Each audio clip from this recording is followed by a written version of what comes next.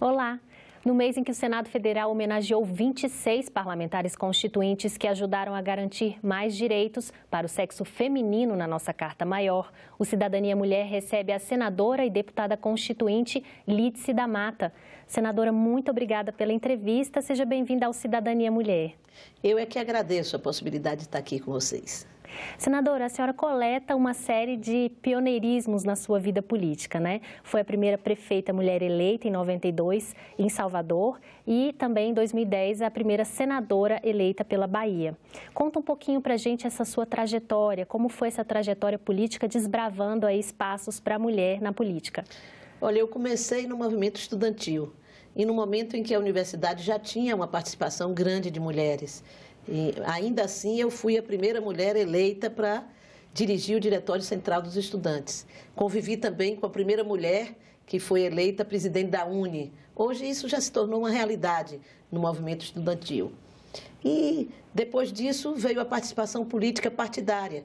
Entrei pela juventude do MDB e depois fui parar no movimento de mulheres e aí começou tudo. Senadora, a senhora também integrou a bancada do Batom, que foram as deputadas constituintes que ajudaram a colocar direitos importantes, sobretudo os direitos da mulher na Constituição Federal. Conta um pouquinho pra gente como foi essa trajetória também ao longo desses anos elaborando a Constituição. Olha, esse foi um momento fundamental. Nós estávamos reconquistando a democracia no Brasil e conquistamos com Tancredo, ainda com promessa de Tancredo Neves, o Conselho Nacional dos Direitos da Mulher. E o Conselho lançou a campanha Constituinte para Valer, tem que ter palavra de mulher. E nós fizemos uma campanha no país inteiro para que as chapas tivessem mulheres e nós pudéssemos eleger mulheres para participar da Constituinte. E conseguimos, foi uma grande vitória. Saímos de 8 deputadas para 26 deputadas constituintes.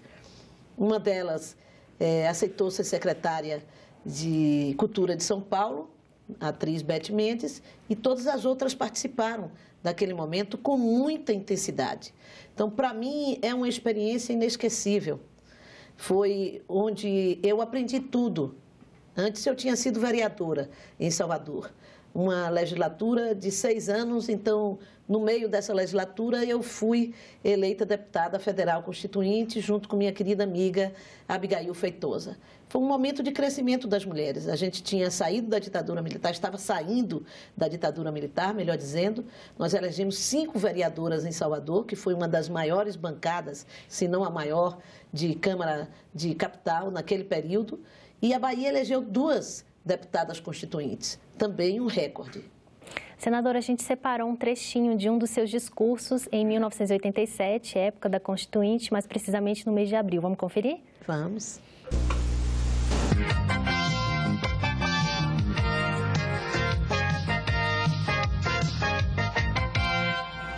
Senhor presidente, senhoras e senhores constituintes, o Brasil encontra-se num momento histórico. Nós que aqui estamos com a tarefa de elaborar a nova Constituição, devemos estar conscientes da seriedade da nossa missão. Nós estamos aqui para formular as mudanças que o povo brasileiro aguarda com ansiedade. Fomos eleitos para mudar o Brasil. A nossa história, desde o descobrimento, é uma história marcada pela presença estrangeira nas nossas vidas, na vida do nosso país. O Brasil vinha e, lamentavelmente, ainda vem, seguindo a trilha da desnacionalização completa da sua economia. Nós, mulheres, conseguimos imprimir na Constituinte, em primeiro lugar, a ideia de que as mulheres são iguais, porque temos capacidade de, junto com os homens, definir as leis gerais da nação.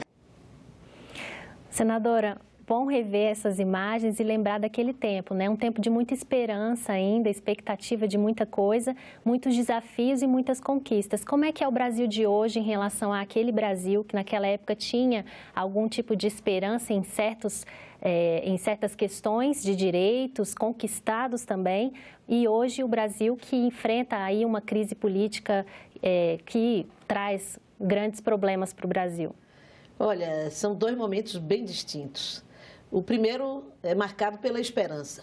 Nós vencíamos uma ditadura militar e estávamos reconstruindo o Brasil. estávamos conquistando um número recorde de participação das mulheres no processo político. Então, tudo aquilo era esperança, tudo era um descortinar para um futuro que nós acreditávamos que era de progresso permanente. Se vocês olharem o meu discurso, eu falo da desnacionalização da economia. Naquela época, hoje a situação é muito mais grave ainda. Nós estamos vivendo, nesse momento, um processo de desnacionalização profunda da economia brasileira. Do ponto de vista das mulheres, a gente tinha a sensação de que não ia parar a nossa presença no Congresso Nacional.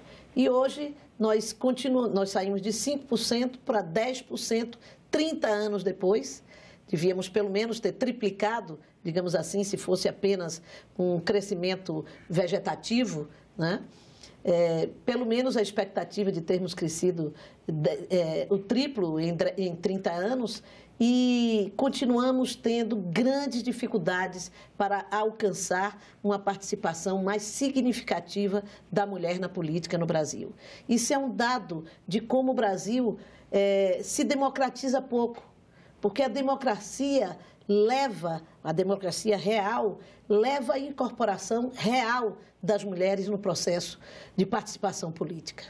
Tem até uma proposta de emenda à Constituição aprovada pelo Senado em 2 turnos que eleva essa participação das mulheres na política, 10% na primeira legislatura, depois 12% e 16%. Essa proposta está parada na Câmara dos Deputados.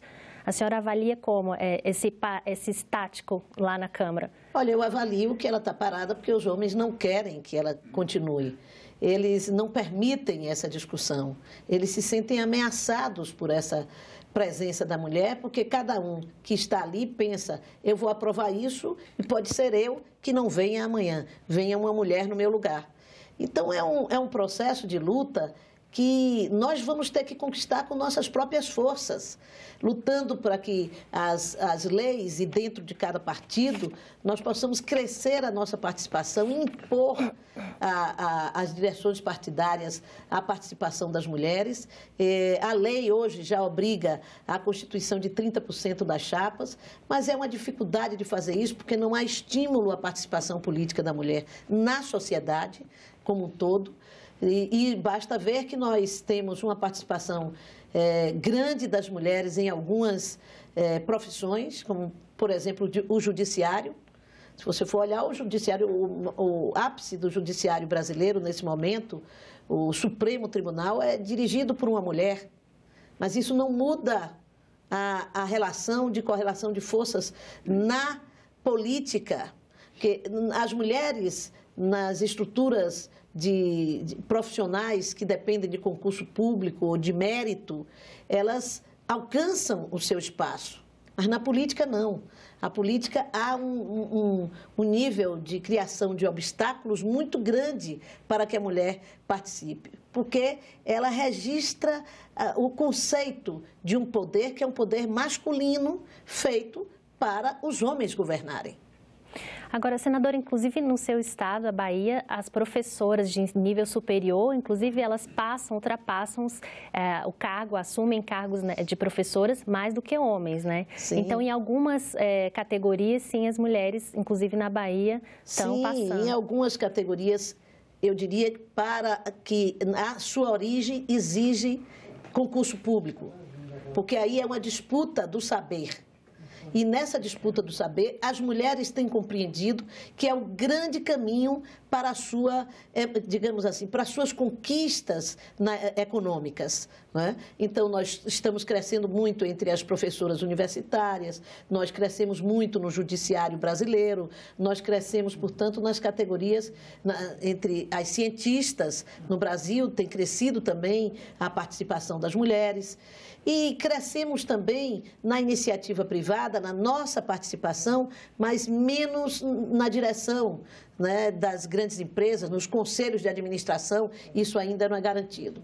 Agora, recentemente, uma mulher baiana, jovem, ganhou nos Estados Unidos um título único na América, para uma latino-americana, que é na direção, se não me engano, da Johnson & Johnson. Que é portanto, ela ganha como uma executiva à frente daquela empresa. Então, as mulheres, quando se trata unicamente do seu esforço, da sua capacidade, da medição disso pelo mérito, elas conseguem alcançar lugares importantes. A política tem outras interferências, outras intercorrências. Ela depende de um financiamento de campanha, que as mulheres têm muita dificuldade de ter, porque nós somos a base da pirâmide social no Brasil. Os nossos salários são menores do que os salários dos homens. Então, nós temos menos contato com os chamados financiadores de campanha. Agora mudou. Agora o financiamento será público e aí nós não estamos nas direções dos partidos políticos. Então precisamos garantir que pelo menos 30% das direções dos partidos políticos seja obrigatoriamente de mulheres. É porque aí a tendência é que a disputa seja maior pelo valor, pelo financiamento. Que vai receber. E não há definição que todos recebam a mesma quantia. Então, como não há definição, os homens com muito mais influência, muito mais presença nas direções partidárias, certamente terão direito a uma quantidade maior de recursos. Senadora, agora essa questão é uma questão que está muito enraizada, né? A mudança de consciência ela é importante, inclusive, entre os homens. A gente vê hoje o mês da mulher, o mês de março, sempre há muitas atividades e sempre uma questão voltada, uma atenção voltada para mulheres. Propostas aprovadas, políticas públicas colocadas aí em questão. Mas isso deveria ser ao longo de todo o ano, né? Claro. Ou seja, deveria ser uma bandeira até dos próprios homens. A senhora acha que isso está tendo algum tipo de avanço ao longo da história? Olha, avanços há. É impossível não haver avanços. Você imagine que nessa semana do 8 de março, na Europa, especialmente na Espanha, houve uma verdadeira revolução das mulheres. As mulheres ocuparam o país em todas as grandes cidades da Espanha. Ocuparam para dizer chega. Agora chegou a nossa vez. Foi pouco divulgado, embora hoje nós tenhamos uma globalização na economia e uma globalização nas informações. Mas houve uma divulgação inicial e depois se discutiu pouco. O que é que ali é um país que passa por uma crise já há alguns anos, uma crise política, uma crise econômica, e as mulheres, com sua participação na economia e sua consciência política, foram às ruas para dizer, agora chega. Chega dos homens fazerem besteira, entre aspas. Nós queremos assumir esse comando do país. Né? Um pouco desse movimento. Aqui no Brasil, nós não tivemos isso. Nós estamos vivendo um momento de retrocesso democrático no país, de dificuldades na economia grande e de perda de direitos. Muitas mulheres perderam seus postos de trabalho. E nós já somos esse lado mais frágil nessa cadeia econômica.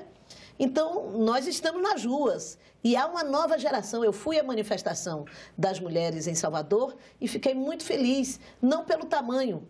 Nós fizemos já manifestações maiores do que aquela, mas pela mudança que eu vi de comportamento. Há uma juventude, mulheres que entram com nova força, comandadas por um novo feminismo, mais radicalizado, mais concreto e que tem um nível de exigência maior. E isso pode ter um impacto, sim, na luta das mulheres, que pode ser transformado também em quantidade. Agora, com relação à questão de direitos das mulheres, na questão de proteção à mulher, a gente teve muito avanço. A Lei Maria da Penha é uma delas, a Lei do Feminicídio também é outra proposta que foi aprovada e está em vigor desde 2015. Agora, a Lei Maria da Penha, apesar de ser conhecida, é a lei mais conhecida, segundo algumas pesquisas, é a lei mais conhecida no país. Mas falta ainda implementação, né, senadora? Pois é, porque eu digo sempre, nós precisamos agora lutar mais pela implementação das leis que nós fizemos já no país. Ir ao cidadão no seu nível de consciência. Nós conquistamos a Lei Maria da Penha, mas não conquistamos a diminuição da violência contra a mulher no Brasil. Pelo contrário, os índices nos dão conhecimento maior do que tínhamos antes sobre essa situação de violência. Não é? Então, é preciso avançar no combate à violência na sociedade, com medidas concretas. Então, nós nos queixamos que as mulheres não denunciam, embora seja crescente o nível de denúncia da violência pela qual as mulheres passam. Mas, para que ela denuncie, ela precisa ter independência econômica, ela precisa saber para onde ela vai no dia seguinte. Então, é preciso aumentar as casas-abrigo, que façam com que a mulher que é violentada, que é espancada pelo marido, que é ameaçada de morte por um companheiro, ela possa ir com seus filhos para um lugar protegido e fique sob a proteção do Estado durante algum tempo, com o Estado também lhe dando condições para que ela tenha nova qualificação profissional, lhe coloque em programas para que ela dispute a vaga no mercado de trabalho, para que ela supere a condição de subalternidade e de dependência econômica que tem, em muitos casos ainda, do marido. Nós crescemos muito na participação na base da economia brasileira, mas com salários menores, com salários que complementam a renda familiar e não necessariamente que dão sustentação à renda familiar. Embora muitas vezes essa realidade também esteja mudando rapidamente. Nós temos quase 1/3 da sociedade, das famílias brasileiras, que são sustentadas pelas mulheres. São mulheres viúvas, são mulheres abandonadas pelos maridos, são mulheres separadas, enfim, há uma mudança, né, no perfil das mulheres na economia no Brasil. Mas, no entanto, é preciso juntar essa mudança a uma tomada de consciência, a uma tomada de consciência que diga que nós temos os direitos iguais, que nós somos cidadãs de primeira categoria e que nós temos que sair dessa posição de certa referência apenas na nossa coragem, na nossa luta, na nossa capacidade de dar sustentação às nossas famílias, para ir mais adiante, para dizer, e por isso nós precisamos nos representar na sociedade. Não queremos ser representadas pelos homens, não queremos terceirizar a nossa representação política, nós queremos ser representadas por nós mesmas. Esse é o passo seguinte que a mulher precisa dar na sociedade brasileira para que nós possamos fazer com que o avanço das leis se dê de forma mais rápida e de maneira mais contundente, que nós não fiquemos na mão da cabeça de um juiz que eventualmente acha que a Lei Maria da Penha deve ser aplicada para defender um homem e não para defender as mulheres dessa situação de violência pela qual passam. Falando em leis, esse mês o Senado Federal aprovou uma proposta que torna crime quem descumprir as medidas protetivas. A senhora até citou isso em plenário, porque muitas vezes o agressor que descumpre essa lei, essa medida protetiva, ele acaba novamente agredindo a mulher e muitas vezes chegando até um feminicídio, não é, senadora? Veja bem. É interessante, se vocês forem analisar as pesquisas da violência contra a mulher demonstram que aquele que ameaça cumpre. Que a mulher que foi morta, ela geralmente já foi ameaçada antes por aquele agressor 1 ou 2 vezes. E ou não acreditou, ou apenas se protegeu, não denunciou à polícia, não denuncia porque tem medo de não ser levada a sério, porque nós ainda não temos uma rede de proteção significativa em delegacias especiais de defesa da mulher, comandada por delegados e delegadas preparados, qualificados para dar o atendimento à mulher, com assistente social, com uma estrutura que realmente acolha aquela mulher que está sendo ameaçada. E terminamos que ela, se sentindo sozinha, busca proteção apenas dos seus familiares e não está protegida o tempo inteiro, não é? Então, a violência começa a acontecer em todo tipo de lugar. Na Bahia já aconteceu recentemente uma agressão a uma moça dentro da estação de metrô. Nós sequer inauguramos o metrô inteiro, mas já somos vítimas da violência dentro da estação de metrô de um ex-companheiro. né? Então, a violência contra a mulher, ela se dá diferente da violência que ocorre no conjunto da sociedade.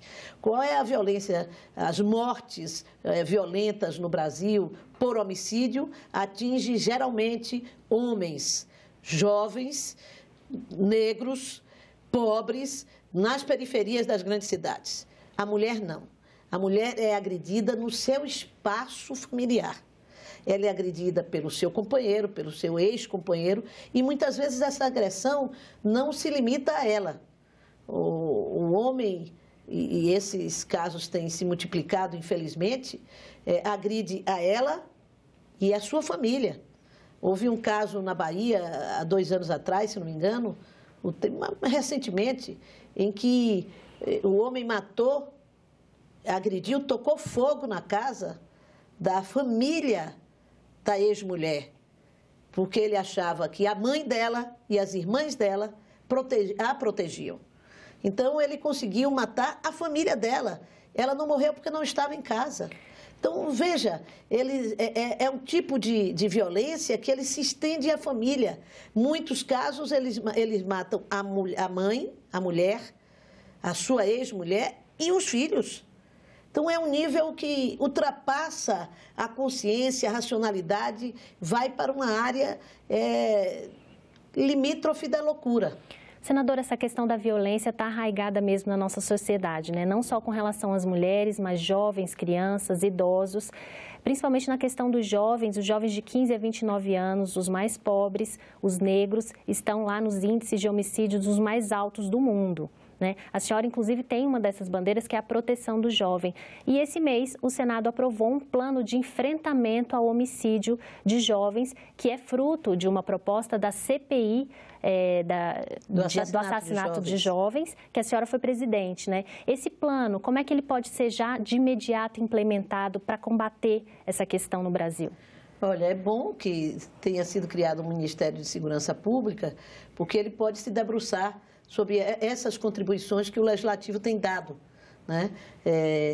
Estudar os resultados da violência contra jovens negros numa CPI que foi feita no Senado e foi feita na Câmara também, e os seus relatórios. E, por consequência, as propostas que saíram desses relatórios e foram aprovadas. No caso do Senado, nós aprovamos um plano de combate, ou um plano que propõe a diminuição gradativa, com medidas concretas, com metas a serem alcançadas, do número de assassinatos de jovens no Brasil. Ele tem como meta diminuir o número de jovens mortos em confronto com as autoridades, ou seja, mortos pela polícia, e também diminuir o número de policiais mortos, que são 2 índices muito importantes no Brasil.